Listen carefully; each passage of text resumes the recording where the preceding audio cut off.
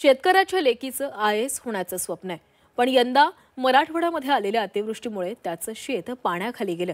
हातातोंडाशी आलेलं पीक हिरावल्यानं पुढील शिक्षण घेणार तरी कसं असा प्रश्न श्रेया शिंदेला पडलेला आहे.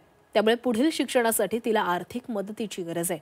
त्यामुळे त्यांना आर्थिक मदतीसाठी झी24 तासचा फक्त लढ म्हणा हा खास उपक्रम आहे.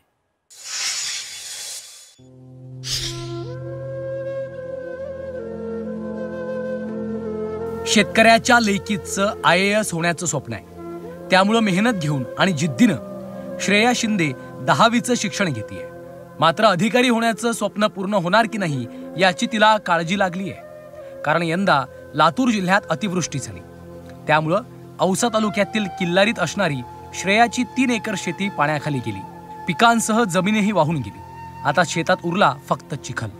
त्यामुळे शिक्षणासाठी लागणारा पैसा पालक कुठून देणार आणि आपलं शिक्षण पूर्ण होणार की नाही या विवंचनेत सध्या श्रेया दिसतीये.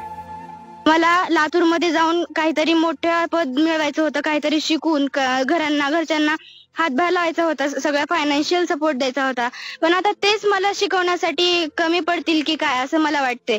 या पुरामुळे फक्त आमच्या पिकाचंच नाही तर आमच्या शेतातील सर्व माती सुद्धा सगळीकडे विखरून गेलेली आहे, वाहून गेली पाण्याने.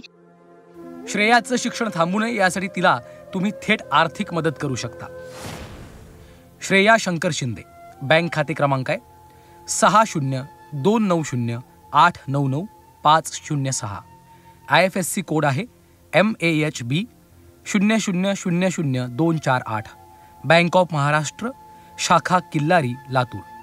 जीपे क्रमांक आहे 8888347242.